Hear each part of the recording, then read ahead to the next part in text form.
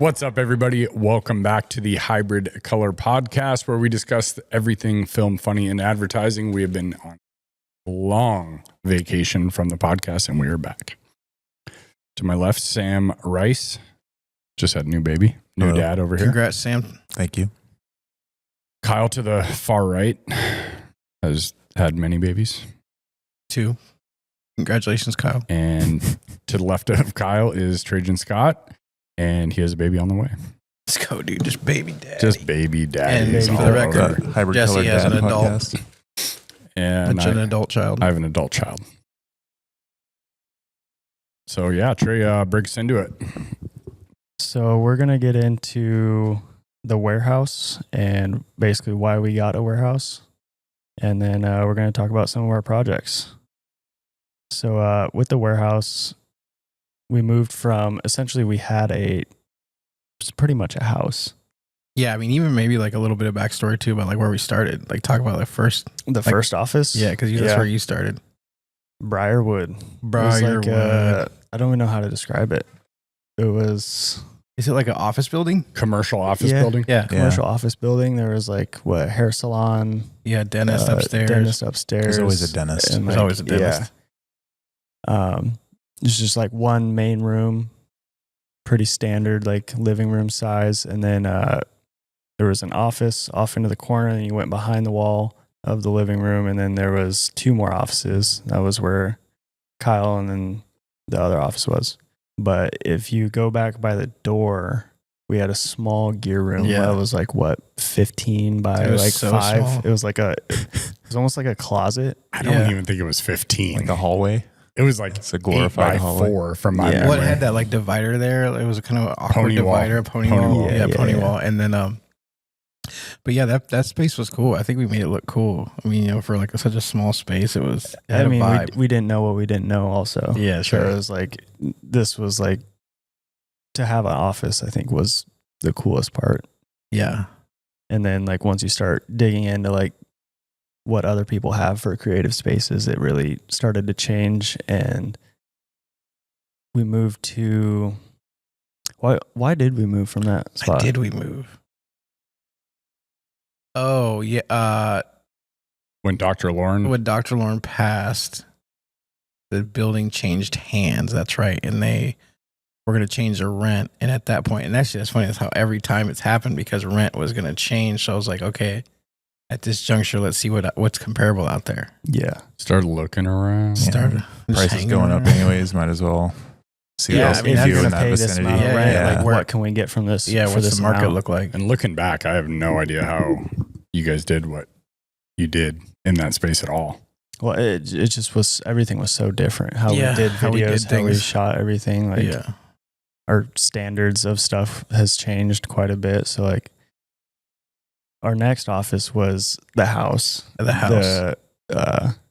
Was it Oregon Drive? Mhm. Oregon Yeah. Drive, yep. At the So- time, did you guys think the house was like the Mecca? Oh, Yeah. it was going from that, because it was when you had a singular having a single building to yourself is a trip, especially when you're in this industry, because then you can edit louder. Because we had to Always getting in trouble. Yeah, we had to soundproof the first wall at the for the salon, because they did their massages and stuff in that room on the other side. So we Jesus. played music. And People were trying to Kyle's office, of course, shared Yeah. the wall. yeah. So you know how Kyle gets down. Yeah. Yeah. I'm sure the dentist upstairs could Yeah. hear it too. Yeah. But yeah, I think getting a house really threw us into a whole new realm, kind of. We had a lot more shooting space. We had a whole garage for gear Yeah. and our shooting space. So I think that changed a lot. We were able to test some theories, test gear. It was I think it gave us the first taste of what a shooting location would be like having a dedicated mini warehouse. Yeah, because I'm sure you always looked at Pick Sick. Oh yeah. That was probably the dream. Yeah, an ultimate sound, Yeah. basically a sound stage. And it was funny because I remember Briarwood, anytime we would shoot in there, we'd have to move all of our furniture out, yeah. which thank God it was really light. And the table that we had in there, you could take apart. But yeah, not having to move furniture out was huge. Being able to keep your gear up was huge. Yeah. I thought Oregon was a pretty cool setup, the way you guys had it situated. It was almost like it worked better as an office for us than I could imagine a living space for anybody. Yeah, Just the way the house is set up. It's kind of a weird Yeah, with situation. that kitchen in the middle, and then Mhm. like the TV was like kind of the focal point, the big couch. I do miss the full kitchen. The full Yeah. kitchen was dope. Yeah, Costco sure. runs and For whatnot. sure. yeah. Being able to cook Making anything. like avocado toast. Your, stones uh, and- I know. So your office before you came to hybrid, was that like an office? Before we were in the boardroom was our first That's office, and that was pretty sweet. Just because it was like felt like a high end corporate sort of deal. But we were on Mhm. the second floor, so anytime we had to shoot or anything, we had to carry all the gear down. There was no garage, and then right before I left, I found a place on Spenard that worked pretty well. It was like a small, kind of like industrial chic office space Mhm. that we were building out, and that worked pretty well. They're still in there. But the dream was always a warehouse space. I think when you're in the industry, you just want the garage door, as much the space high as ceilings. possible, right? Yeah, the high, yeah. Breaking news: Kyle Busch just died. NASCAR A driver? NASCAR driver? Dang. He wasn't that old, was he? 41. From what? They don't know. Just Wow. He got unexpected. rushed to the hospital out of nowhere. Damn. Died. Oh, Man. that's sad. Yeah, my sister just texted me and I just looked it up. It says undisclosed severe illness. I don't know. That's today. Just now. Wow. Wow. Sorry All to right. derail the podcast. Yeah, man, that's real down Jesus. there. But can we cut this out? Kyle, we can cut this, It just right? cuts to Yeah. all of us like with tears on our face. Yeah. So this Yeah, is don't, this. don't say Kyle. It's too soon. Too soon. Yeah. So we loved the Oregon Drive spot. Mm-hmm. It was our own house, our own place. We had a little bit of people watching and entertainment outside Yep. just because of the location. Facts. And then sure enough, rent gets bumped up again because of a change of in ownership. Change in ownership. So start looking around for what we can get for around the same price. I feel like once we brought Sam on too, our trajectory kind of had changed from where we were before. Yeah. Um, Sam really elevated the team. yeah. So we start looking around and kind of this was a lot more of your doing. Like, what was your thought process? Yeah, like, so- when looking for spaces. Yeah, so if we're going to be completely honest, the house we were getting a really good deal on rent and what it cost to be there. And so when I started looking at what was comparable, like nothing commercially was going to work for us. And I'm just like, okay, well, we're going to have to go up. So then the question became, how far up do we want to go? How crazy do we want to go? And it's funny, I actually looked at this place. One of the first places I looked at was this place. And I like went in here and I saw the cost and I was like, dude, we're just not there yet. I was like, we're just not there yet. And then like, as I went and started looking more and more, like I was looking at places that were a little lower and I was like, the gap is not enough. I was like, it almost, now that I'm looking at what's out here, this is within spec. And so it actually, going to look at other places changed my perspective. And then I was basically called him back and was like, hey, I think we'll take it. Yeah, more breaking news. Our current building ownership just changed. Oh my gosh. This is our final podcast in space. That's funny. That's funny. You got a text. It's your RSS feed. Man, shit You're is like, really going down. I think somebody saw him at the title company. But yeah, no. So we basically, I really like the space. And did you come see it with me? Yeah, I had come with you. I don't know if Sam Did you come? was there that day or I think it was just I me think it and was you. just me, you, and you Janae. you called me later that day after you guys had been here once and were like, hey, come check this place out. Yeah. Yeah. And then at that point, you're like, I think I'm going to do it. Yeah.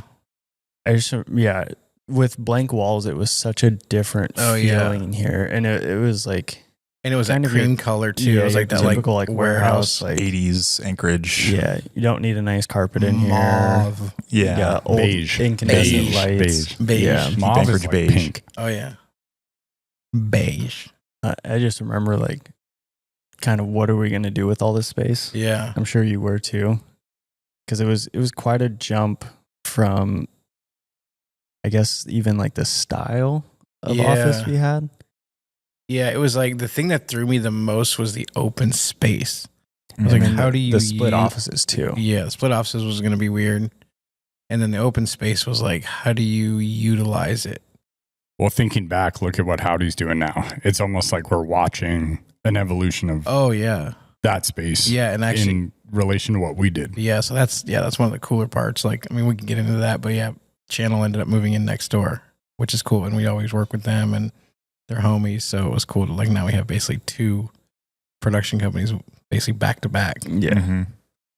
Because actually, competing for who can play the music the loudest. Yeah, basically. You get the loudest stereo system. And that was the thing that excites me a lot about the space was the evolution. Mm-hmm. When you talk about the warehouse, it really is an evolution. And I feel like we did it the right way. I feel like we didn't go too fast. Yeah, Jesse knows that firsthand based on his first desk and all that. Trajan's table. Oh man, we got some horror stories. Oh my, it's just We already talked about that in the good, podcast. but It's just crazy to think of the amount of work that we've put in. And it seemed like a slow evolution. And we got to many points where it was like, all right, we're good. We're done. There are no more. like, what else can we do at this point? And But we're like, yeah, we're good. This is exactly what we want. And then you come in on a Monday and Kyle's ripped everything off the walls and has like rebuilt the whole warehouse. And he's like, I got this vision. Which I think is good because Speak for yourself. No, in the previous spaces, especially Oregon, I feel like you guys did hit a point where it's like you've maximized efficiency and like what you can do in that space, where here there's just more headroom to grow, literally and metaphorically. Because like you hit a wall and you're like, okay, I think we're good. And it's like, well, actually the gear space is a little messy. What if we is this working for focus us? on that a little bit? How we use it. Yeah. I think even the way we organize stuff has changed a lot too. very much so. Yeah. I think we've all gotten a lot better at understanding how we utilize the things we work with. I feel like now we like even noticed patterns, and we were really honest about what patterns we were doing. Like more so than we did it a lot at Oregon, but like here, I think we took it to the absolute next level. Yeah, I think one thing we did a lot also was just flushed it out talking. Mhm. Like, is this the right thing to do? Like, should we be doing this instead? How often are we doing that? Yeah, like how because this space has a lot more use cases than any space we've ever had.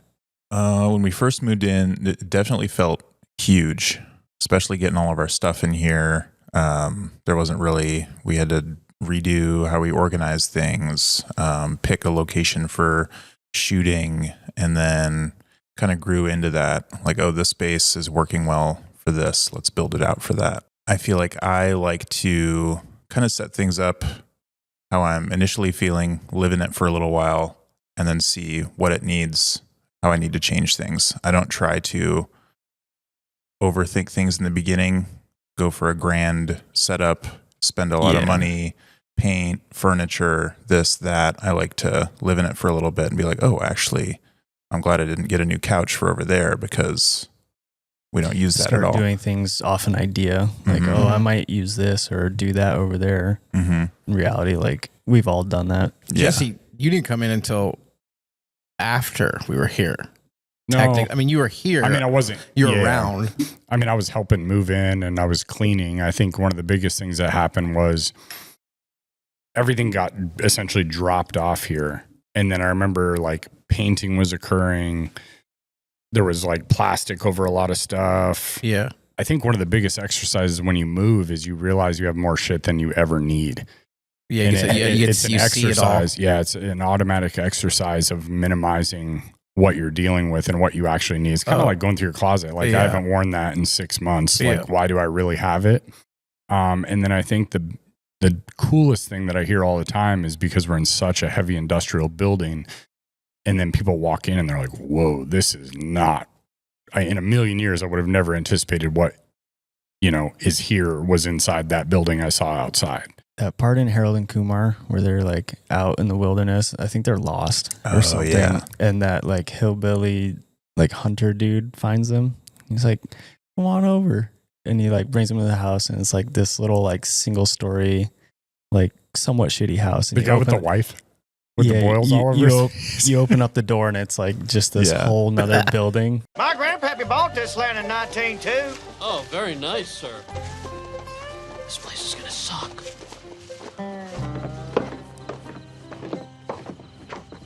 Honey, I'm home.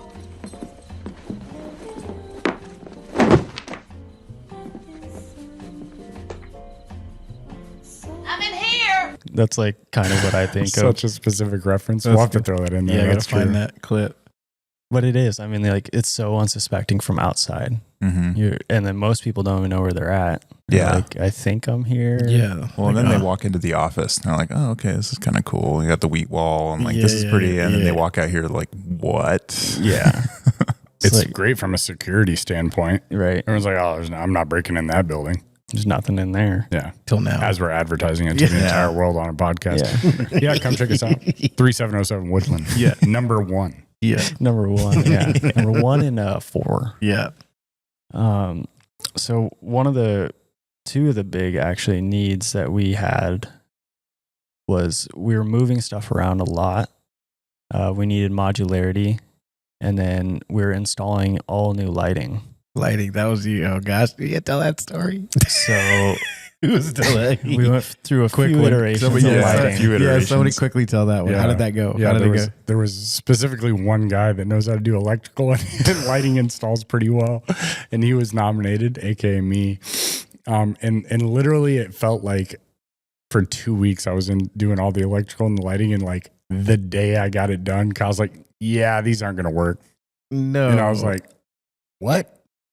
Yeah, I feel like no. I feel like that's I'm what so happened. No, but I what feel like happened? that's- What happened was you had to pull all the fluorescence down first. that was we had the to pull first. all yeah. of- Me and all the Jesse old- up on the yeah, lift. yeah, They're all- like 12,000 watts worth Yeah. of.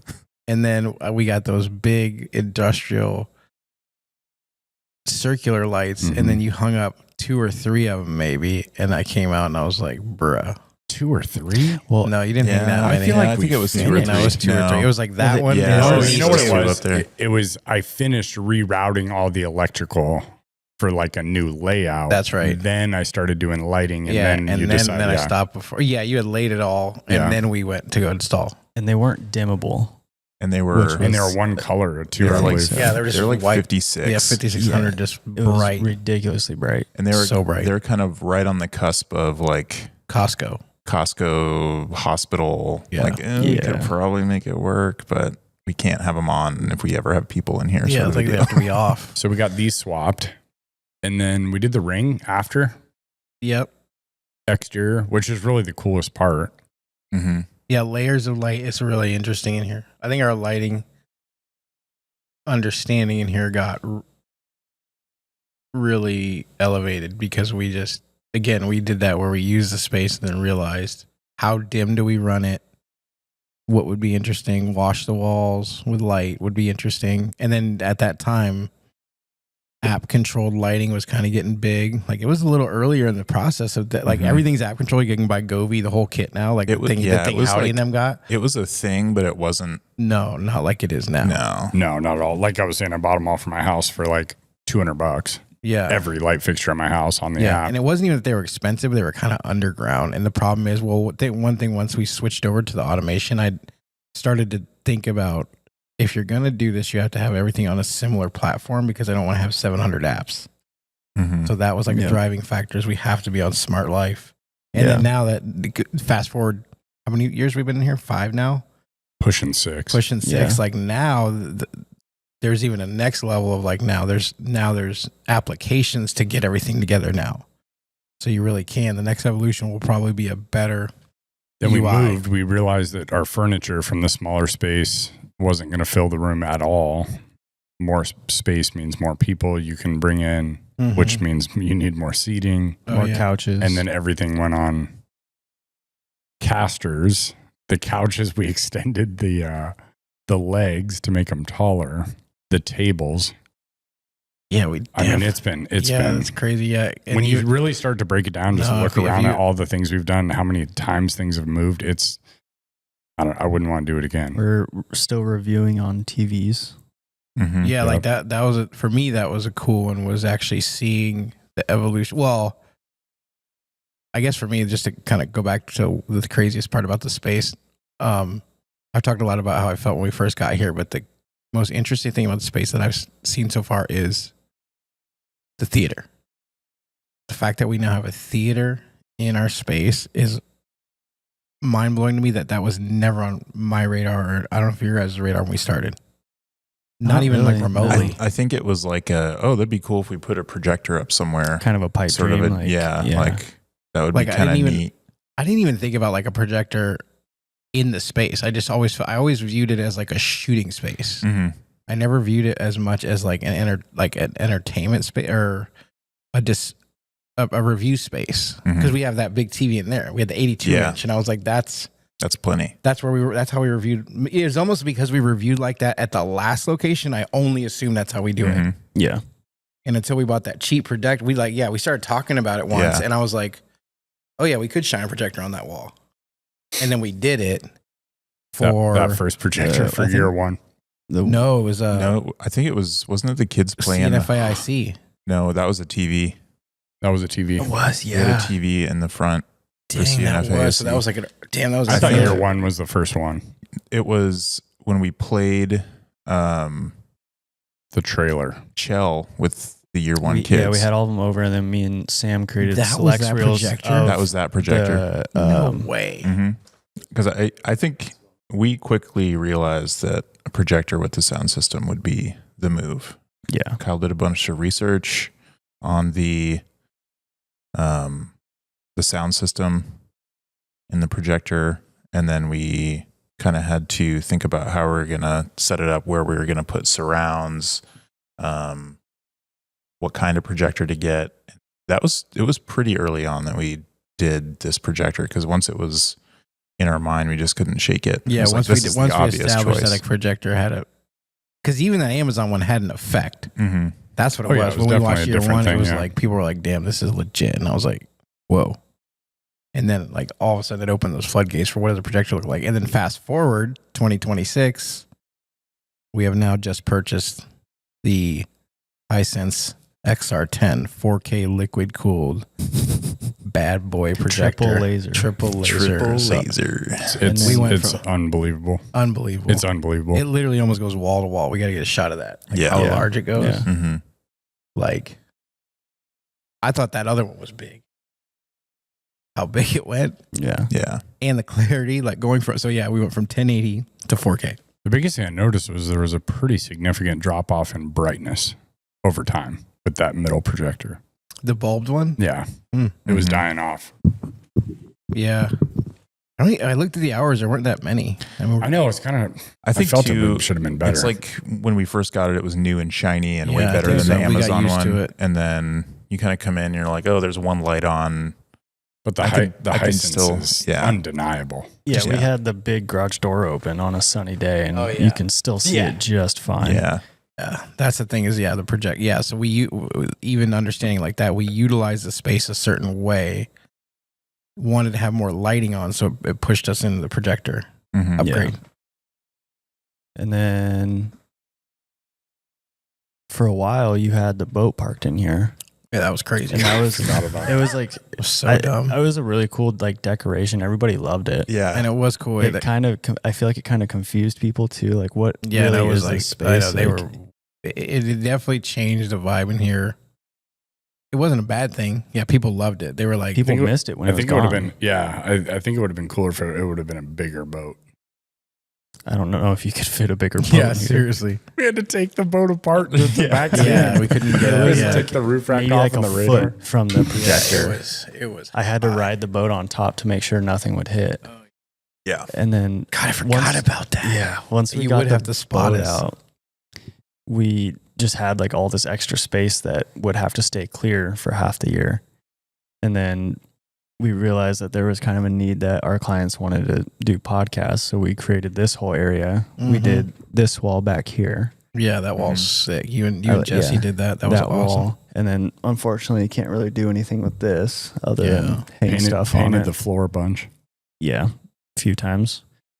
And then before we just had like tubes sitting up here. You can see it in our other podcast probably. Mm-hmm. And we upgraded to like a winch system to drop these lights. They're on what are these called? Like China balls? Lanterns. Yeah, Lanterns. lantern boxes. Yeah. Lantern softbox. It's a cooler Yeah. effect too because you get RGB. It's a soft light. Yeah, you Well, can and it stagger lights them up the whole during- area too. Yeah. That's what we noticed doing these last couple ones. I think the light is just overall way better. Mhm. It's adjustable. They go out of the way if you need to. Yeah, it's we like don't have to run C-stands with power to the tubes. You don't have to adjust everything, the levels to get them perfect, and then take them down when you need them. Right. Strobe lights for events. strobe lights for events. Yeah. Oh, so let's talk That about was let's cool. talk about events. Mm-hmm. Events. Like, how do you guys feel about that? Like, how did We've think had that's just such changed. an array. I mean, what was like our first kind of real go at it? I think it was Speakeasy? my engineer's birthday. Remember we had that birthday because it was like we evolved it from safer events. Like, okay, Yeah. this is Kyle's Yeah. birthday. If it's ruined, who cares? It's your fault, Kyle. I mean, Speakeasy was kind of a test too. yeah, like, speakeasy was we didn't really have, I don't know if we even had the small projectors, but it was just like that square over on that wall. Or And that we light just hanging. like That was kind of cool. really- yeah, that was yeah. a cool vibe actually. Mhm. really dim light. We had New Year's party, New Year's party was pretty lit. your wedding party, Wedding party, dad's birthday, howdies. Kara's Kara's Kara's 40th. 40th was lit. 40th, I think Super Bowls, Super Bowls is always here. kids' birthday parties, Kids' birthdays, birthdays. yeah. Sam's baby shower. Yeah, no, it's A couple of corporate I'm- retreats. Yeah. I think it's awesome that we have the space to like for using it for things like your baby shower and stuff that we like. Having a big space like this is clutch. Yeah. Right. And even cool. It's even cool to see it. Like I said, when your baby shower was cool because normally like everything before that I had been involved in some way, Mm-hmm. but I wasn't in that one. So it's really cool to see like your style in here. Yeah. Oh, yeah. Didn't you get engaged here? Oh yeah, Yeah. Trey's. Trey got Me and engaged. Kenzie got Yeah. engaged. Yeah. Shout out to Sam for setting pretty much all of that up. I know. Yeah. I still, There's so many I still memories, owe him a dude. bottle of JMO. Dude, so Oh, many yeah. memories in here. If you really like, it's Oh, like I until you called in that reflect. favor when I did last minute. Hey, Trey, can Oh. you shoot the ceremony Yeah. at my wedding? And you're Hey, like, can you just bring the camera? They're going to use this camera. Oh, actually, you mind just using it? Yeah, no problem. I'm Yeah. already here. Is there any time you guys have brought someone, like either clients or just people in general, in here and they're like, what the fuck? We kind of covered it, but I think we've done a good job. The first time we have a client or someone in here, we light it. It's pretty clean. We'll do moody lighting for like a review or something, bring people in and be like, oh, this is our space. They always get caught at the picture wall, like looking at all the art. And then they check out the gear and they see the seamless paper down for the shooting space. And then once they're kind of settled, projector, sound system, and then people don't want to leave, or they're like, oh, I have a birthday party coming up. I'd stay in contact with you because this place is great. I think it's a really cool, people don't know what to expect when they're coming in. They come in, they don't believe what's been done in here. They think it's really cool. And then they want to come back. We've also done those like bigger shoots, like AMDS, bringing all the sleds in here. Oh, that's and cool stuff stuff. like that. Mhm. Yeah, from a shooting the Um, business that we do. Yeah. Who was that native group that came in here and did that food event? Oh, It wasn't even an event. It was No. somebody, another It was- film it was company another was shoot. shooting it. hmm I mean, that's really this space is really built well for other types of shooting too.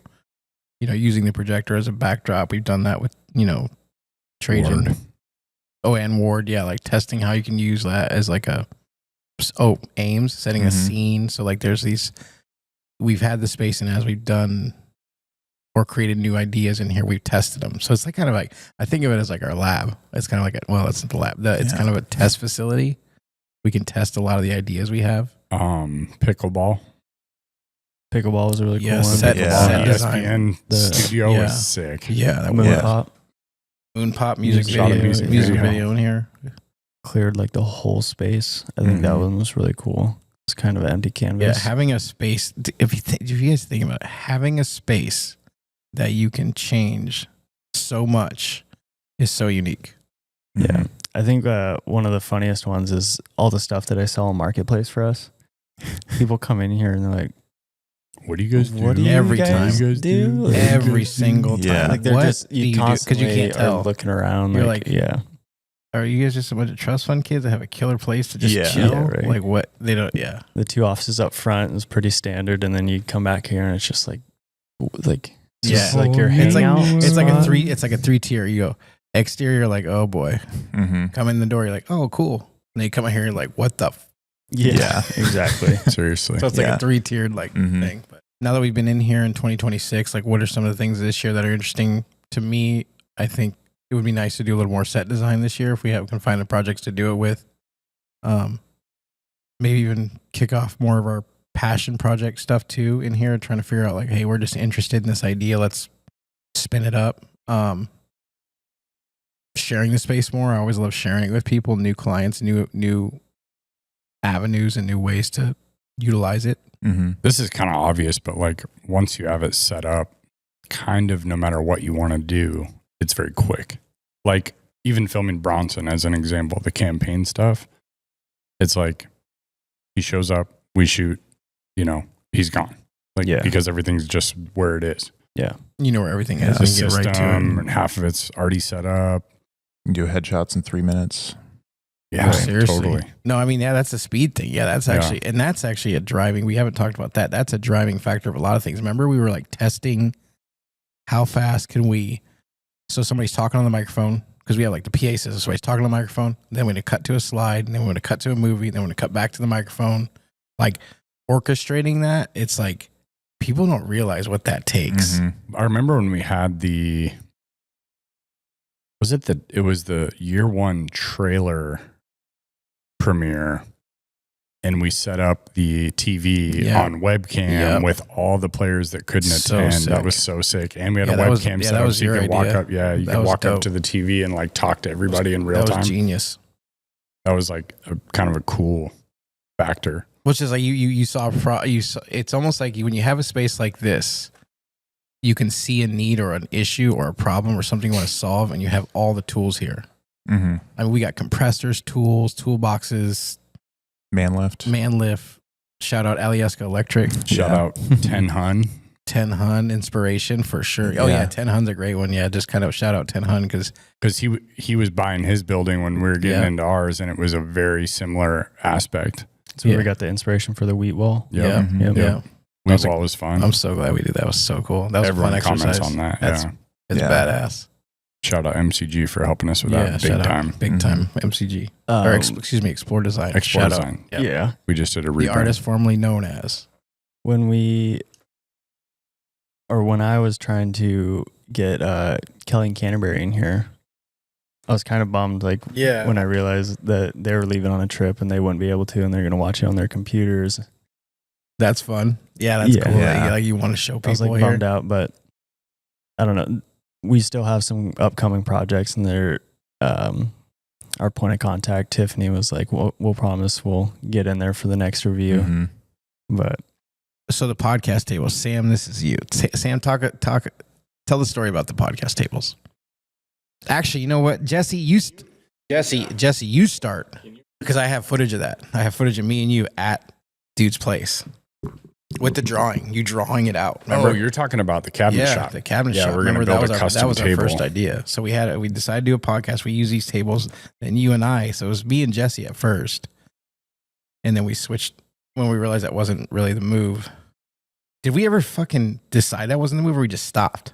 We just like stopped. it was pretty expensive. We got wasn't hung it? up on like what to do. Like, When do we it's do not a in big use. L shape? Do we do a circle table? That's It's right. going to be a massive piece of furniture That's right. that's not really usable for Or anything anything else. else, How do we yeah. make it versatile? We talked about it to death is pretty Mhm. much what happened. And then it just kind of fell by the wayside. Plus we had time with the cabinet shop. They were like, yeah, we're out a month or something. And I think we just talked it out of existence in that time. And then we had this podcast set up for a long time, but the cords and the connectivity was always a problem. And then you and Sam, I don't know if, was that something you guys decided together, or you just came in with a I think it Noah was. note or a Tinkercad file and was like, hey, let's do this. Well, I think it was the idea that we had moved the lights out of the way. The second, it's kind of how it happens is the second we realized the cords were annoying for the lights to light the podcast, and then we also were like, this is annoying. All these cables. Kind of did all of it. It was like, yeah. And then it opened up our eyes to like, what can we do to solve the cord problem? Yeah. Because we used to run XLR straight from the Roadcaster To every mic. We ran XLR from the Roadcaster to every mic. So we had one that was 25 feet. I think they were all They were all the same. They were all the same length. One was running 25, one was running 20, one was running 10, one was running 5, and then you had to run headphones. So you're talking like cables. That's eight That's 25-foot cables baseline from here to 200, there. 200 feet of cable that we had to tuck in here, and that's only for the mics and headphones. Yeah, and like zip tie and use magnets under the table and secure them, and then power the Roadcaster unit. And okay, we got a podcast to set up. I need to slate 2 hours to get it done right. Yeah, that's what it was. Setup It was breakdown the time. was kind of a pain in the ass. And we didn't do it. And it was like, oh, we kind of want to shoot in that corner, but it's going to take an hour to break it down and put things away and get the tables, moved. So that kind of sparked, I think it was Kyle initially, like, hey, kind of have this idea. What if we wire the tables? And we sort of iterated on that, what it would look like. Kyle designed little boxes in Tinkercad, so we have wire running and tucked underneath the table so that you can plug in a microphone here, and there's wires hidden all the way to that unit, so that we only need... You basically just plug into the table, right? Yeah, the table now is wired. The table is wired, so and then we you can have 2 jumpers, 2 cables now that connect all this together. So the cable that connects this table to that table, and then that table to the unit.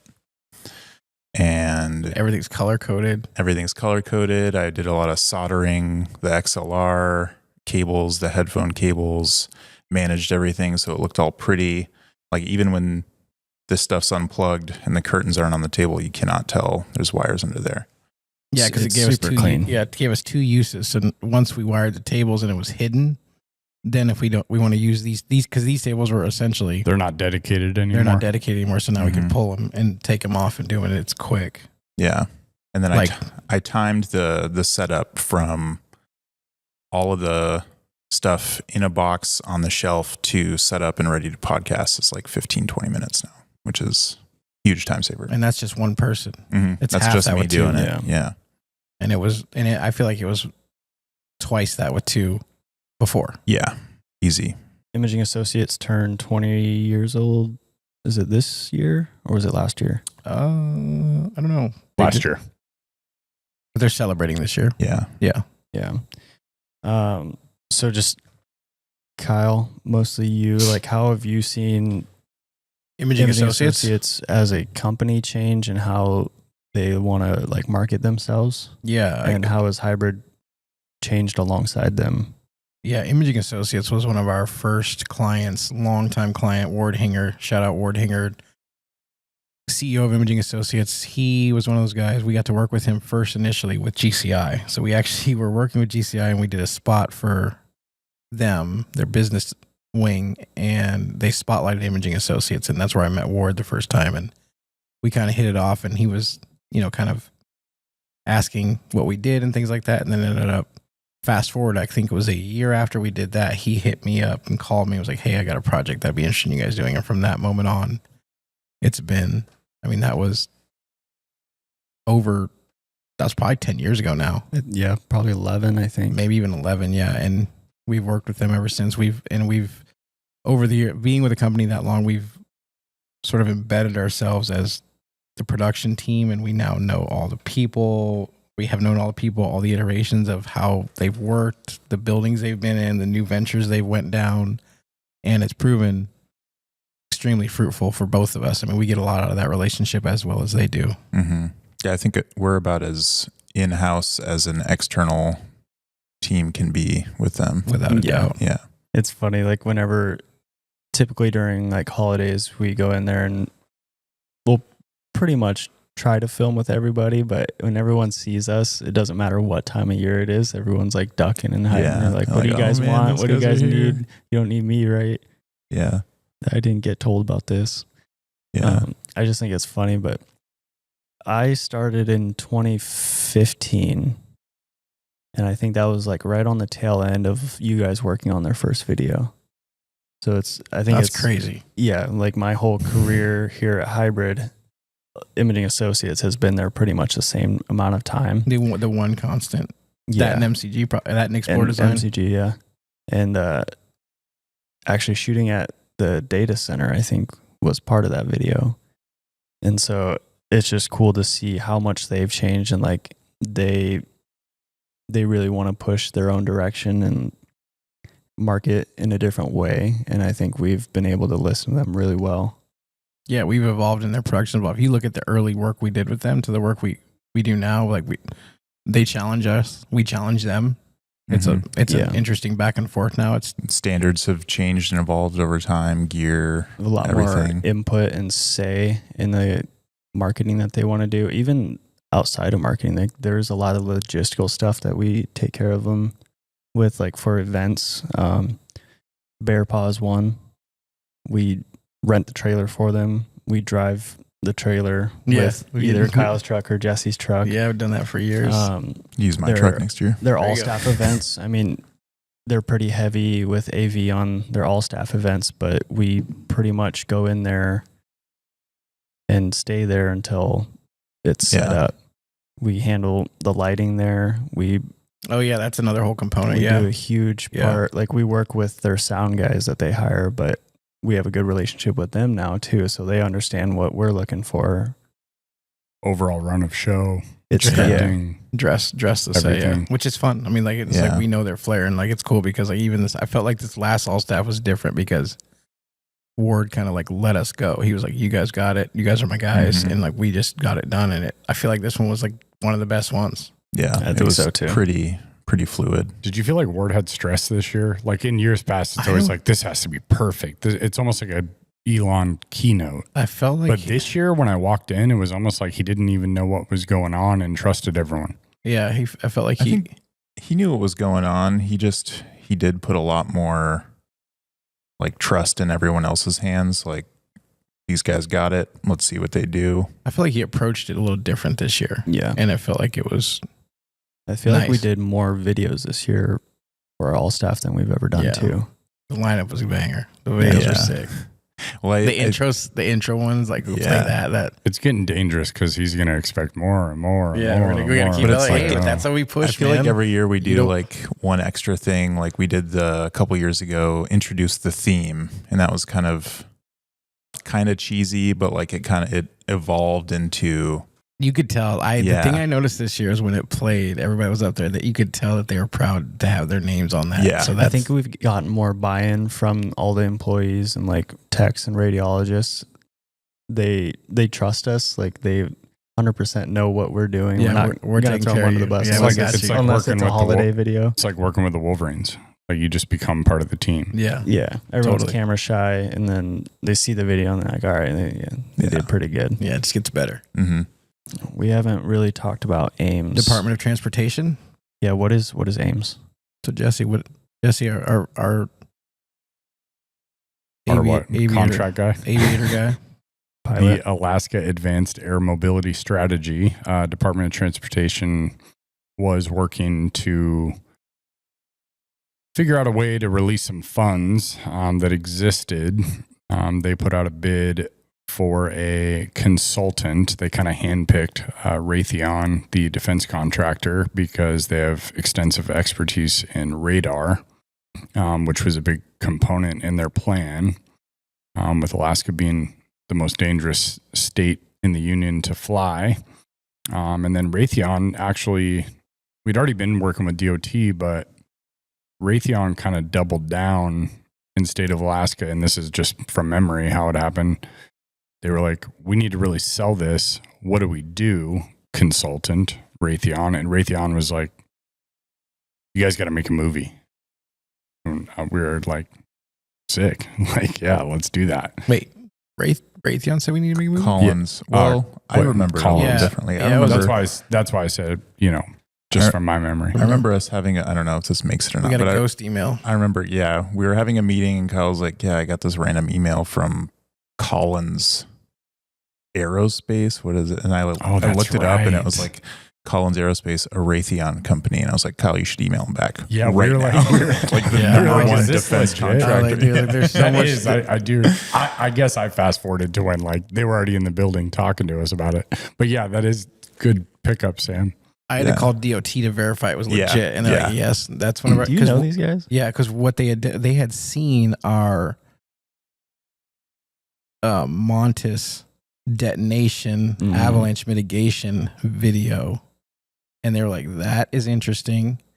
The Alaska Advanced Air Mobility Strategy needs that level of production," and that's how it happened. So they said, "Here are the guys," and they reached out to us, and then we talked to them, and they were like, "This is our goal," and we were like, "You got to make a movie to tell people what's happening." I remember you were like, Jesse, do a proposal. And then I went on a deep dive on like what government proposals look like, and like essentially found that there was kind of a normal template that the government's used to working with. And we had not done that in the past.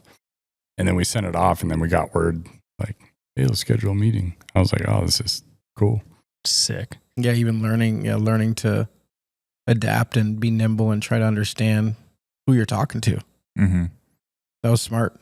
It was also cool that I was getting my private pilot's license during that all that for sure, and had kind of a different You're understanding. Plugged You're in already for sure. So that's kind of one of my notes is we had started that project with really no knowledge other than you starting your pilot's license. Like we didn't understand airspace other than drone stuff. Mm-hmm. We didn't know why they needed it. Like we don't really have anyone around us that flies. Mm-hmm. So like for us to get a grasp of the big picture and why they needed it and what they're doing, I think was interesting. Kyle, you edited the video. Can you talk about the process that you went through? Yeah, so we had kind of decided that they needed to talk to certain audiences, but in order to talk to any audience, I felt like you needed to bring them up to speed, or we felt like you needed to bring up to speed to how or what the lay of the land is, where we currently are. So that was actually an interesting exercise because we were like, what can we do? How can we tell people the importance of aviation? Very early in the process, we were like, you know what? Ted Stevens. Well, we kept in our research. Ted Stevens kind of subtly kept coming popping up. You're right. The through Uncle line. Ted. And then I remember we were down kind of preliminary edit. And then you were like, I think more so there's something here with Ted Stevens. He could be the through line. Then we found out his first wife passed away in a airplane accident that he was involved with and survived. Yeah, at Anchorage International. And then I thought it was at Merrill. No, it was at Anchorage International. Really? Oh, yeah. That's what I heard. That's why they built that cross runway. It was before the cross runway. Because that's what they went up and they flipped because the air came that way. That's why they all land the opposite direction. Like that was one of the accidents, I believe, that changed the airport. Wow. And that was then, 78, I think. You know, heavily involved with FAA and then reauthorization. Ted Stevens, obviously the airport's named after him now. Yeah, there was just too much. And then eventually he unfortunately passed away in another plane crash. So I remember talks you and I were having was like, isn't it interesting that he was in a plane crash, his first wife passed away. He's worked so heavily to improve aviation. He's probably the most qualified person to speak to it. And he still died in a plane crash. Mm-hmm. So it was like, you could be as close to this, an expert on this, and you still succumb to the dangers of flying up here and what it really is. And then Kyle was like, got a book and started really going down the Ted Stevens rabbit hole. Fast forward a little bit. After we flew all over, got all these stories, put together something, and then we had to get Lily Stevens, his daughter's soft approval. We didn't really need her approval, but it was talked about that. It's like what you want to do. It's the You right don't- thing to yeah, it's do. the right thing to do. For You don't, sure. Yeah. Like if And there's any touchy stuff, it's like, dude, she you got to didn't know get me. I forget how I even got her number. I think, that was it. No. Early in the project, Yeah, when you we decided knew Ted Ted Stevens, Stevens. We wanted- I tried reaching out to her many times and just of no avail. I don't know if it was many. I think it was like you sent an email. She didn't. She No, was, she was like, she said she'd we get back to you, but talked. it never. We talked once, but then it was like, yeah, just let me know. Yeah, it was and then kinda like it kind of felt. months later, it's done. Reach back out. I feel like we it was showed so it to early in the her. process that you were like getting an approval, but we weren't Sure. even sure that we were going to go that direction Sure. because we hadn't even got buy-in from Raytheon or Collins. We were like, this is what we think we're going to do. We should touch base with her first and the foundation. I And reached then- out to the foundation. You reached out to Lily. And then Dovetail, she sees the piece for the very first time. We're doing a Zoom, yeah, when we which we finished. recorded. Yeah. And she watched the whole thing. And literally, the first thing out of her mouth was, wow, what else do you guys do?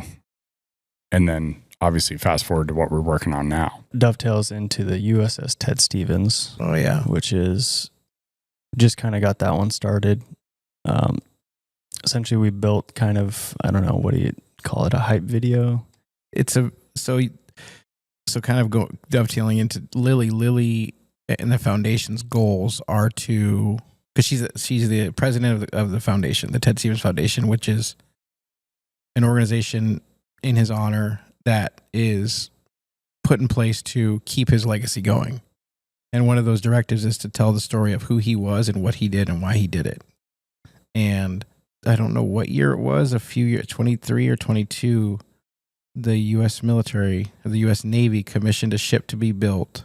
State of the art ship. State of the art. Best What's the technology. name of it? The USS Ted It's Stevens. Arleigh- An Arleigh Burke. Burke destroyer, Arleigh Burke style. Guided missile destroyer. guided missile destroyer that will be named the USS Ted Stevens, It's and was the most advanced in Yeah. its class. most advanced in its class, and it was built by in Gallus. Ingalls Shipyard. Mm-hmm. And Lily went down to christen the ship when it was complete, almost complete. I know they still had to do testing on it. And that whole effort is going to culminate in a trip of that ship to Whittier this October. So that ship will pull into Whittier this October and there'll be a lot of festivals and celebration here, both in Whittier and in Anchorage, for that ship coming back. So Ted Stevens is coming back to Alaska in the form of a battleship. You know what I mean? The ship they built right before was USS Inouye, Yeah, which is his Yeah, which counterpart was like his from Hawaii. best friend, Yeah. Democrat. His brother. Senator. His brother, Right. they're brothers. Yeah. They completely said they were brothers. Yeah, Yeah. that was a cool dynamic. So either way, kind of going back on topic, during Ames, I feel like we learned a lot about it, Senator Stevens, and it was just a perfect fit. So when Lily was like, "Hey, we need to make a piece that we show to the sailors so they understand who my dad is, Ted To Stevens." embody the character and the vibe of Ted Stevens Yeah. when they're working. Yeah, because he said they'll have like imagery on the walls in the ship and stuff, and like things about him. So I think that's super cool. But we were tasked with making that, so we got to see it. We got to go down another path of learning more about Ted Stevens, and Mm-hmm. Sam put together a really sweet piece because there was another piece we needed to make about who Ted Stevens was. We've actually got all these pieces where we're making these things about Ted Stevens. That was the first one. That's for the foundation, the Yeah. Ted Stevens Foundation, for an update for, who he was and why what he did was to show to important. students, because they do a lot of outreach to students and organizations. So to tee them up, we made a project. Check the link below. And Sam, tell us about that, because that was your baby. That was really cool. One of my favorite parts about doing this and making videos is interviewing people and learning about industries and things that I normally wouldn't dive so deeply into. Sure. So like with going back to Ames, learning about aviation safety, and then with Ted Stevens, I essentially did like a video essay on him, but reading his entire Wikipedia, what people thought about him, news articles, getting me up to speed to really understand who he was, and then trying to convey that in a fun, watchable way.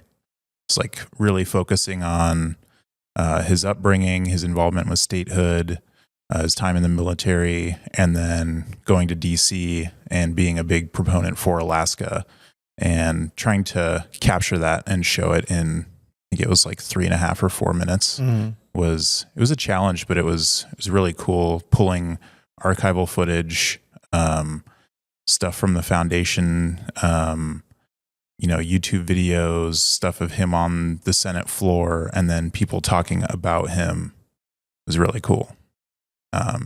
Being able to, it's a lot of,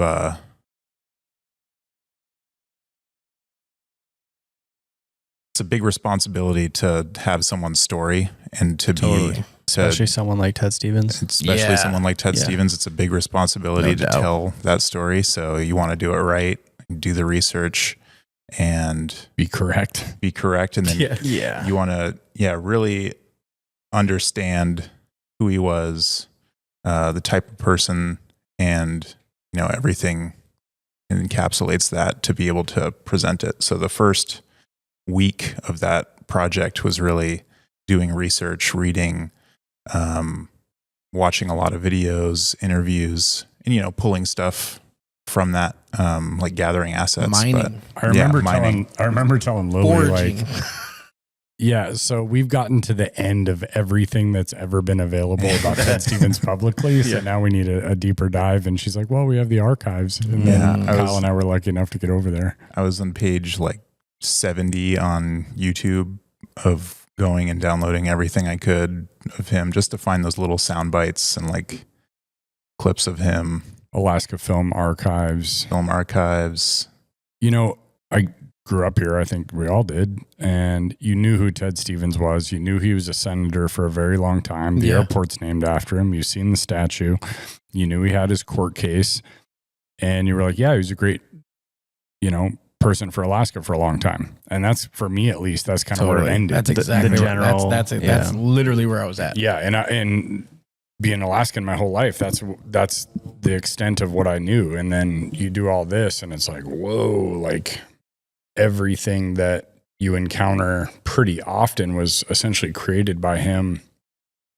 And then what we found out in interviewing Greg Chapados is that in our current political climate,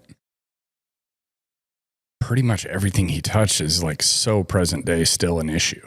Mm-hmm. Not that he didn't fix it, but he laid the groundwork. But he brought a lot of stuff forward.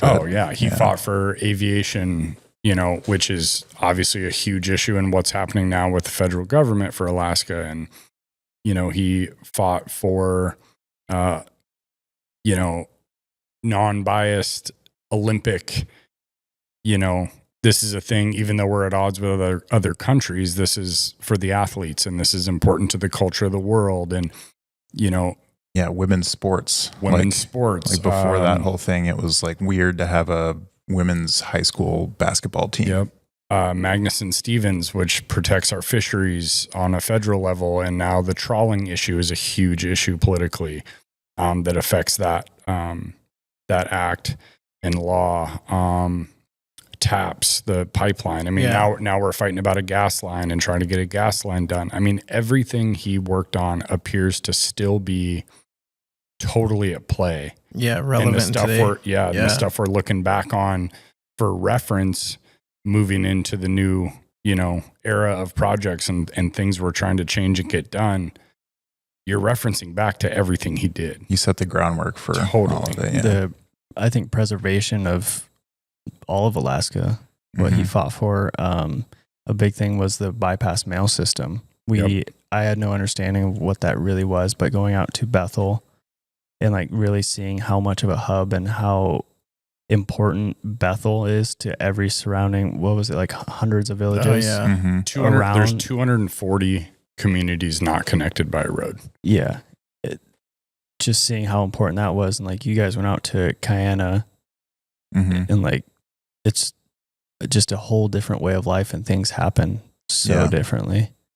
for me, like right now reflecting on that and what you guys are talking about, I had that very same effect and that very same thing happened to me at Channel when early on before Hybrid in reference to Alaska Native culture. I grew up in high school, I, had Alaska Native friends, things like that, but I didn't really know anything outside of Anchorage, and all I saw was the things that were on the news. And to get a job where I could go out into the rural Alaska and experience all these things and actually learn what the culture was like it changed who I was. Mm-hmm. Well, think also if you had to ask, like if I said, hey, Kyle, think of what is coming in 20 years for our state. Would you have the purview that he had to think about what, I know. What did Greg say? He said something along those lines. His judgment was phenomenal. He said he had the best judgment he had of anyone he had ever met. And like forethought and the way he thought about things was just very different. And I think it's interesting because I grew up with one of his grandkids. And so like I knew who the Stevens name was to like understand who he is now and like what he did for the state is pretty wild. Kelly and Canterbury was an interesting one because we're kind of like fringe, like we know them and they know of us. We're all connected pretty much through the Wolverines and Imaging Associates. Shared sponsors. Tiffany was our main point of contact. She works for them, does our marketing and stuff. We had used her. I can't remember how we got connected with her, but we had used her for Imaging Associates as talent. And then she had come to us, I think just before the new year, asking if we can do some videos for a law firm that she worked for. So she developed a script, which wasn't bad, but it was a kind of a direction that she wanted to go, and we reworked the script a little bit. Workshopped it. I actually thought it was actually a very interesting workshop because you don't often do that. Client wrote script. We met with client together, kind of shot holes in it. Said, hey, we can do this, but this is a significant cost because in order to do this is a lot of things we had to do. You did the same thing. You did the same thing with cyber. They came to us like that is a absolutely necessary key element of this business and what we do is being able to see an idea and understand how to make it happen. I think also a new challenge, not to cut you off, I think a new challenge too is we've been forced to make a lot of much shorter form content, 15s, 30s, 60s. And clients typically, because they're passionate about what they do, give you a script that you get it could be 3 minutes of information. You're like, how do we condense this and get a better message across, or the same message in a shorter form, or distill the message down, make it just as potent but shorter. Yeah. So she had come to us with four different video ideas with scripts and visuals that she thought fit. And so she came in, we reworked that with her, kind of bounced ideas off each other internally. And then I went and scouted locations for what I thought worked for the video. And I thought that was pretty fun because I have never done that for my own videos, essentially. Main things I was looking for was like an Alaskan backdrop, like high read Alaskan places, downtown, Park Strip. And then one cool thing was you were looking where the light was at certain times. Light was really important because at that time it was really sunny, really harsh light. So I think direction was the most important for me. So went and scouted those spots, went out to the hockey rink in Eagle River, scouted that. Just understanding what will work for the visuals that you want. And then by the time it comes to shoot, like not everything is going to work exactly how you had thought. So you have to do some adjustments. Improvisation. Yeah. And I thought they turned out really well. Yeah, they were super happy with them. Yeah. I think they turned out great. And they are planning to run those, I think, on TV. And potentially at the Wolverines games. Yeah. So sweet. Pretty cool. Talk about cyber, Santa. Yeah, we'll kind of transitioning that. So we did, you did Kelly and Canterbury, but Trey was me, you, and Jesse. Jesse, was that our first cyber wash? spot? No. Second. Oh no, second. It was like second or third. Yeah, but remember that script? What the first one? Yeah, That yeah. was like a mile long. I remember Jesse like be like, "Hey man, yes, so we got this script and he was just I could tell. I was like, what do you mean it's like a little long? Like how long are we talking or what's it?" And I like remember getting it. I'm like, I was like, what? This is a 30-second. I was like, this is long. I mean, it wasn't gonna be a 30-second, but the thing I like to about hire an auctioneer to the read thing the I like VO. about Stephanie, though, I will give Stephanie a shout out, is like Stephanie has an amazing vision and like want to do something different. Like she was definitely I like, forget who she used to work for. Nike. She worked for Nike in marketing. yeah, you can tell she's So like, she came from a super different lens, super produce everything Mm-hmm. down to the detail. But again, new business. When you have a new business, high investment, you get scared. You want to get as many messages out as Everything's you got can. to be perfect. Yeah. And when we produced the first two, those were a bit of a challenge. But fast forward, she had been always, even since the first video, she was saying, I want to do a Christmas spot. We're going to have a big Christmas tree. It's going to go to the ceiling, like 30-foot Christmas tree. I want to do something. I don't know what it is. I want to do something. And then she produced a script for us for that. And kind of unrelated, she was like, we're going to have a Santa letter drop-off box that we're going to actually drive to the North Pole and drop these off at Santa's workshop. And then those ideas kind of quickly came together. And then her and I together started talking about how we should have Santa essentially go through the car wash to essentially pick up the letters. You can show what the car wash does. And what a crazy concept, right? yeah, Get this well, car Advertising a detail. car wash. Go pick up the letters. What yeah. I thought was interesting about it, because I remember you and I talked about it too before we got in front of her, and I said, I think she is trying to capture the Christmas magic. She wants this magic aspect, and I don't know that as long as we can nail that magic of Christmas feeling and in a certain way, I think it's going to land. And I even think the way it was shot, like mysteriously, like you don't see him, you kind of see him. It's like this very much Christmas feeling magical spot. Yeah, it How about a feels, car wash? it Story- feels like those 90s and early 2000s, like big name ads. you grabs the saw. cookie. Yeah, You just see Coca-Cola. his like boots. the M&M Yeah. guys. Yeah, Remember yeah. that? Yeah, like it feels like one of those spots for a car wash, which is really cool. Using AI, you can quickly storyboard. Yeah. And when you start storyboarding, Things come to light. things come to light for you and the client. Then the vision really gets presented. Then you're excited. Then the planning elevates. How you're going to do it. What's the lighting going to be like? What's the cadence? These things.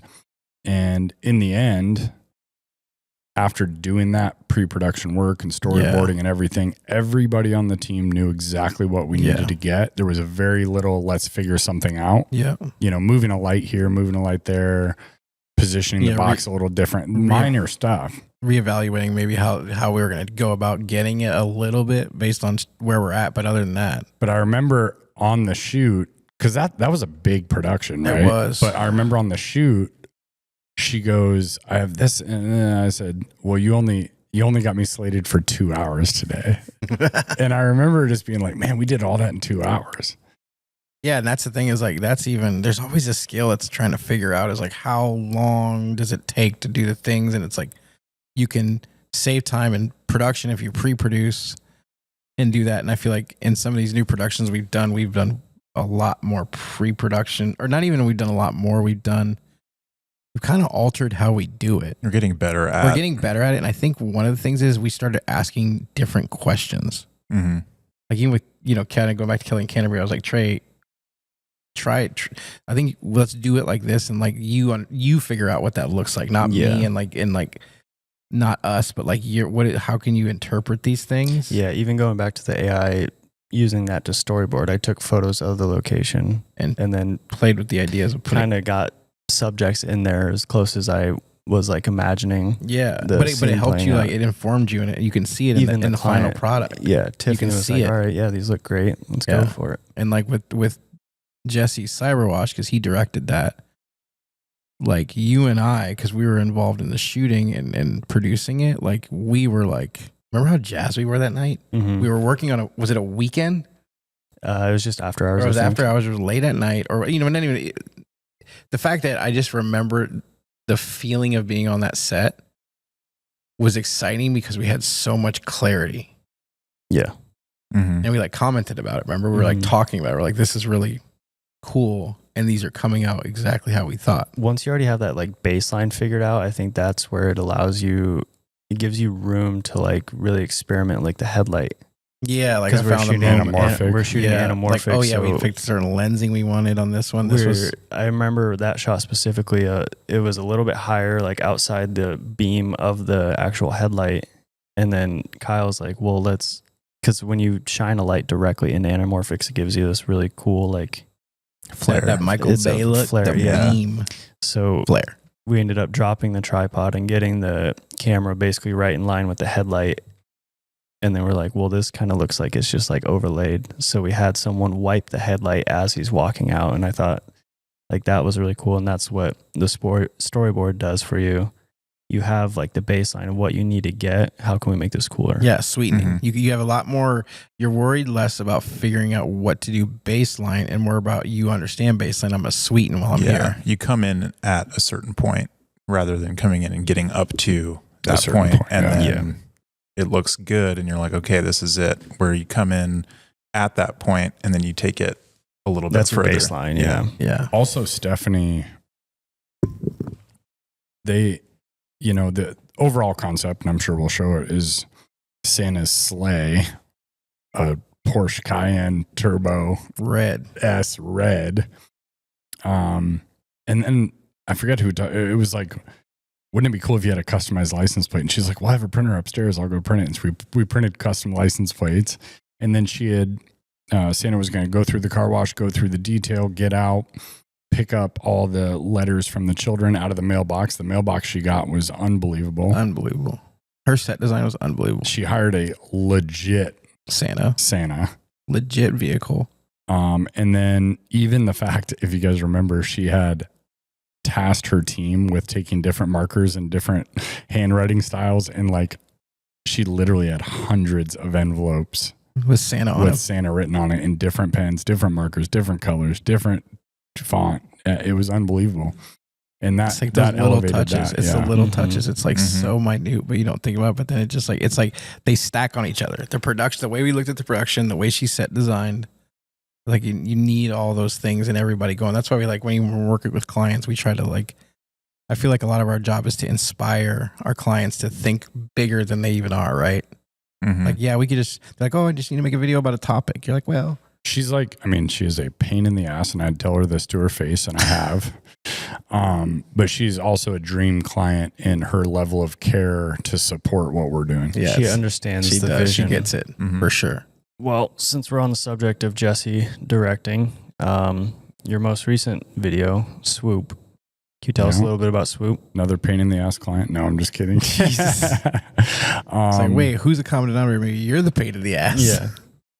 I don't know. I feel like I always get tasked with the weird businesses. I got to figure out how to.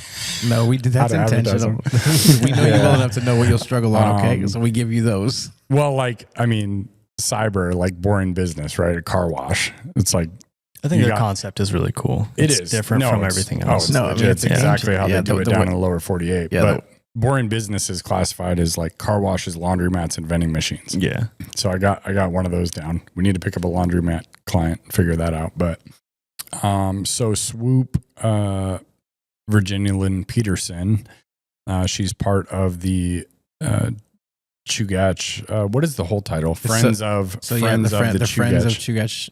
Well, no, so it's the Avalanche. It's called the Avalanche Information Center now. The Avalanche Center, Chugach Avalanche Center. Chugach Avalanche Center, and the fundraising wing and is the Friends of the Chugach Avalanche Center, and they meet. We're a sponsor, and they meet at our warehouse for their meetings. Yep. So I'd seen her a handful of times. She always says hi when she comes in. And then she had asked Travis, who is one of our drone operators, who works pretty extensively in the backcountry and is also part of that group, about doing some video for her business. And then he said, talk to, Hybrid. And she came in with this grandiose idea for a brand video. She gave us a brand video that she was obsessed with, loved, from another company. And I didn't know this early on when we were working, but Kyle was like, Jesse, you can't just tell them what they want to hear. I'm like, what do you mean they're paying a bill?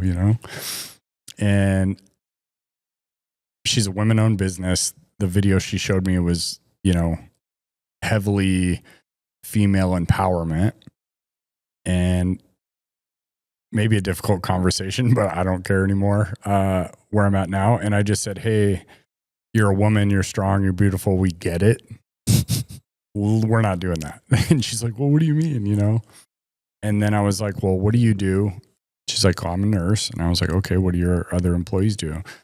One is a speech therapist for children, and the other is a stay-at-home mom. And I'm like, those are three things that make you great women, feminine characteristics. That's what people can relate to.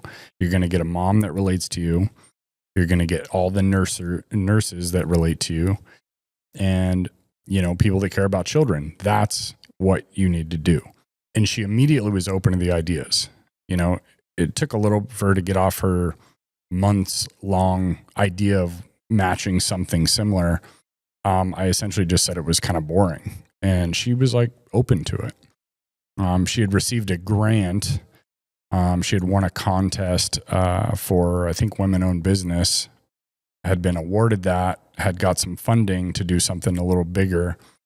And Trey and I mainly kind of outlined what we wanted to do. Key players that work for her company, brought them in, interviewed them all before we started shooting, just to kind of get an idea of where the story was going to go, what was revealed. As far as the footage capture after, we went to her warehouse, went to her home, and then I'd kind of got as far as I thought I could get with what we had in the edit. And then Kyle and Trey started talking about kind of having maybe an additional shoot. We had budget for it. We had looked at some other brand videos that we liked and decided to kind of do a montage. We looked at fashion. A bunch fashion. of high-end fashion videos. Fashion videos. What is the language of fashion? And that shoot was pretty cool. I don't know how we did it. It had been raining. And then we scheduled that out like 2 weeks in advance. And then it was like super sunny. Weird part of spring too. It was warm enough to get outside, but the snow hadn't melted, especially where we were at. Mm-hmm. She was seemed really concerned while we were on the shoot about areas they wanted to shoot at. And everything ended up working out really well. Oh yeah, because you wanted us to go to Flat Top. Yeah, we're trying to figure out where to go, and I was like, I think the beach is better. Yeah, it turned out amazing. No, it was sick. Yeah, it added a lot. It's crazy how much that piece added to the piece. Mm-hmm. For sure. Well, it goes back to the pre-production. We were all working together, or talking about it before. What do we want to get out of this? What are we looking for? And then on the shoot, we pretty much just split up. You were assisting Sam with his stuff, but I was just kind of running around grabbing what I saw. Yeah, and that one we had a couple specific shots that we wanted, but we really had a style that we were going for. Yeah. Shooting around that was... I think part of it, just kind of reflecting on lately what we've been doing, is I feel like we've been actively questioning our projects more. Mm-hmm. And before, I feel like, even from my perspective, because, everything kind of comes through or comes across my desk in some way, shape, or form. And before, it was I was oh yeah, hey, do this or try this or change that if you think. And I feel more, I'm well, does this make sense? Do we like this? Do we love this? I mean, this. Yeah, because it's easy to get pigeonholed in what you're used to, for sure. Well, you need to push the envelope. When it's your project, your baby, you're sometimes you get protective over it or something. It has to be this way. And then I think we all collectively are getting better at asking the questions And I mean, even think like, not that we any of us ever get offended by it, but like I feel like we've been better about feeling like the criticism is coming from a place that's important and healthy. Mm-hmm. Like this just doesn't work. It's Or nothing against you. It if just you doesn't work. are stuck to something, be able to explain why. Yeah. The explanation of here's what I'm thinking. And then like I've actually had that with you a few times lately where you told me something that I was like, oh, okay, well, yeah, I get that makes that makes sense. I was really stumbling on that edit. It was okay, and I felt okay about it, but like last minute, I made 2 song changes. Yeah, and it was like, oh my god, I'm editing this beautifully. It just started editing itself. itself. The edit got better, not because of the music, but it really is a feeling you were inspired by what you were doing all of a sudden. Yeah, that's literally what it is. It's hard to explain, and I've always tried to put my finger on it from an editing perspective. It's like the edit's not good because I'm not excited about it. Because listening to music is so cumbersome. It is. It takes so much time. Your style of doing it's pretty interesting. When you're just grabbing clips, you're just playing music better universal in the background. Yeah, you're like almost letting it just play, cycle through, and then all of a sudden, I'll lean over and be like, "That's it." Yeah. Well, and you'll like, hear. Yeah, you'll be like, I liked where. Even sometimes you're like, I liked where this was at in this position. I mean, it can catch you sometimes too because you hear something that actually sounds good with a certain song, but then it's not going to work for where you're at. But even just holding on to those ideas as you're going through, some stuff I never use, but it's like this, I like what's happening here, and it's making me feel that thing, but with a little bit of mystery to it. So it's even the music. I think our music selection is interesting now because a lot of the things we're choosing are like, we know really well now, I think, what works for certain moods. And we're playing within that field now. We're actually pushing out on the edges of that now. Whereas before it's like, oh, this works for that. Yeah, let's do it. And I think your guys' music, or all of our music, is starting to be like, hey, can we bend this farther? Like the one you use in the swoop, the tail end song. Yeah. It was that idea. Totally out of the box. It was it the idea that you're talking about women empowerment and a woman-owned brand and the idea of it, but you're playing a super Kanye West style hip hop kind of. That was your idea. Do something completely irrelevant to what you would think. All of a sudden was like, oh, it made them powerful inside that genre, male dominated. It's like the Winter Project thing. I remember I brought that up. I was like, when I made the first Winter Project trailer, I knew it was going to be a bunch of guys, dudes on sleds that would love it. So I used the song by a woman, Do It Like a Dude. I'm like literally poking fun at this idea of dudes watching this edit and loving it. And everybody was like, that song is sick. And I remember literally driving to the parking lot and hearing that song being played from trucks of people snow machining. So cool. Yeah. That's really cool. Yeah. And then Virginia called me and was like, can you make me 4 reels?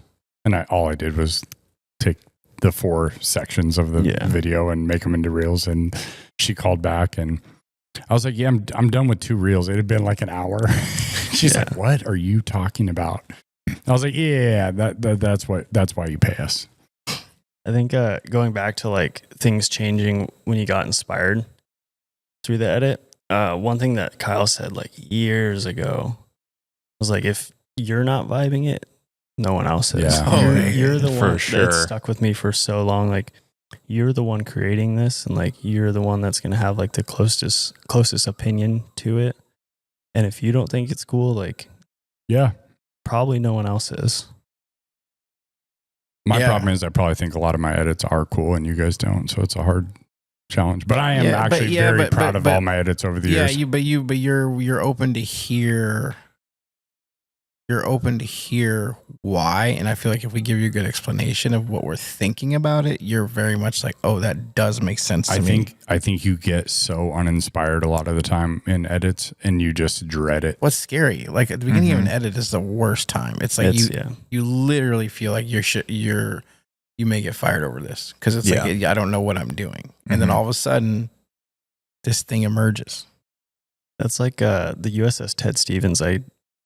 I kind of knew where to start. Like I wanted to kind of let people know who he was, but also like get the sailors excited about it too, to get them to understand who he was. And like, they're going to be the ones on the ship. So like, thought that one was really interesting. Yeah, and The- it felt the that way. music choices, It felt that way. yeah. Like there was a moment where it was like, oh, where you transition that one specific cut. I was like, oh, now the sailors are the ones that are actually needing to know this. Trying to personify a ship. Like they're looking at, Yeah. they were like looking at the edit all of a sudden. It was, clever. Sam, I know you did AEA. Was there anything on that project that was interesting or kind of the most recent one? Yeah, so that project was interesting because it started out as like a 30-second hype video for AEA. And then I got the script and whittled it down working with Brandy, our point of contact at AEA.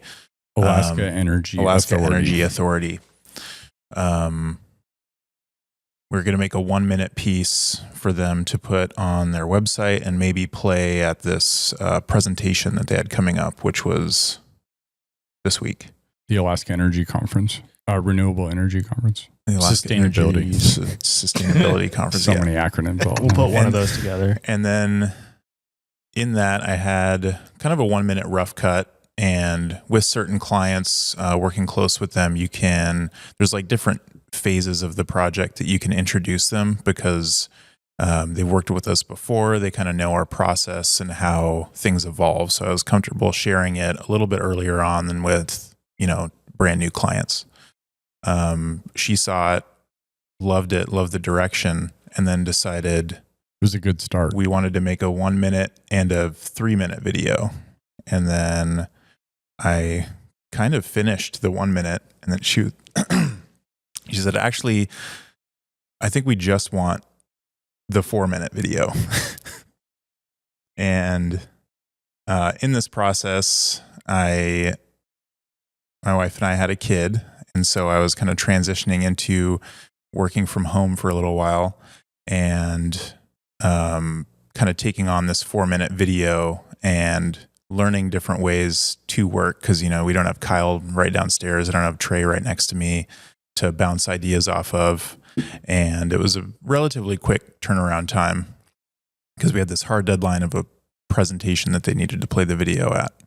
So I buckled down, I did a bunch of work, and then I have my computer downstairs in my office and a laptop, and I was remoting into my computer from the nursery, and I have a picture of my son sitting on my lap on one side, my computer on the other side, because I was doing some sound mixing and changing some photos. You'll remember that forever. Yeah. I got those kind of photos are great. So that was cool. It was cool to see the evolution of, we want this 30-second. Oh, now we want a minute. Oh, this is really cool. Let's just do a big video and blow it out of the water. This is our 50 year. We've got some budget. We wanted to do 1 shoot day at the office to grab a couple of things. And then that evolved into 2 shoot days, 2 locations, which Trey killed. I was just like walking around pointing at stuff, and he was just, dude, go get him. Yeah. No, those shots were great. Yeah, even looking at the camera, that stuff we were talking about. Yeah, they're like just at their desk. It's so turned out great. I think I got to watch it at the conference in real time. Yeah, which was really cool. You got the live reactions. Yeah, Brandy's video was amazing. Yeah. I think one thing that's cool is like because this client started with the Dixon diversion. Yeah, the Bradley Lake Dam. Bradley Lake Dam. Yeah. And but just for you to like have a new client and then basically get up to speed, have a full understanding of what their company is, what they do, how they do it, and then make a video. And now we're here making their 50th. A ton of credit to Sam. That was my client to start, which I brought Sam into. And then I think literally like halfway through the first project, I was like, Sam, you got this. And he was like, yeah, I got it. And I pretty much just do budgets for him now, and that's it. Yeah. It's tight. So good job, Sam. Thanks. Yeah, stuff's turned out really good. Yeah, that was a fun one. Yeah, talking about projects sometimes, it's good to reflect. I think it's good even, we do the podcast and we talk about these things as like something to put out as content and things that we do. But I think just the act of reflecting on these things that we've done helps us kind of touch base about what things were wins. Because I talked about it a while ago of like these projects, here's what we learned that we didn't do so well. Here's things that we did well. It's a good internal exercise. It's a good internal exercise. And I think that doing this more to keep this going for us is beneficial more than just getting So I'm glad you guys took the time to do it. Appreciate it. 100%. Appreciate it. Yeah. Thanks, you guys on the next one. See you. See ya.